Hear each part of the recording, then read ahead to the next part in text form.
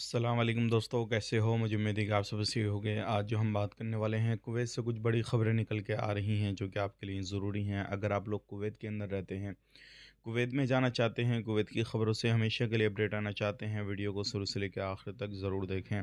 Channel को आप पहली बार देख रहे हैं, सब्सक्राइब करें, जितना हो सके वीडियो को शेयर कर दें, कमेंट बॉक्स में अपनी राय बताएँ। वीडियो आप कहाँ से देख पा रहे हैं? सबसे पहली ख़बर की तरफ बढ़ते हैं, जो बड़ी ख़बर आ रही है निकल के।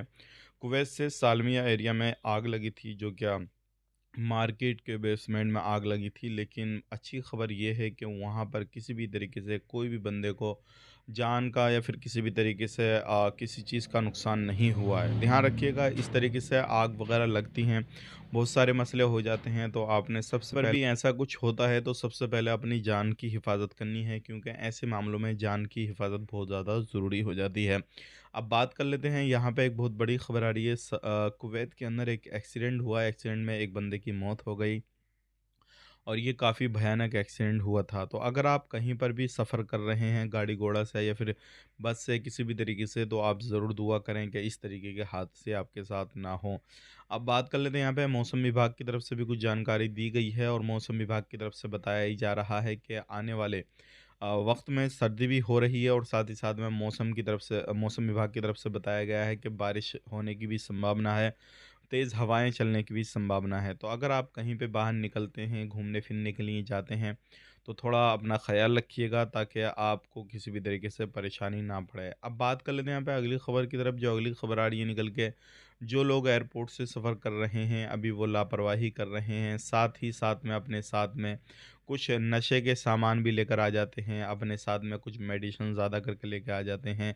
तो ये काम आपने नहीं करना है, क्योंकि अगर आप ऐसे करेंगे आपको पकड़ा जाएगा, फिर आपसे प्रूफ़ वग़ैरह माँगे जाएँगे कि भई आपको मेडिसिन वग़ैरह इतनी लेकर आए हैं, तो डॉक्टर का लिखा हुआ पर्चा दिखाइए, उनकी परमिशन दिखाइए। तो फिर आपको परेशानी हो सकती है।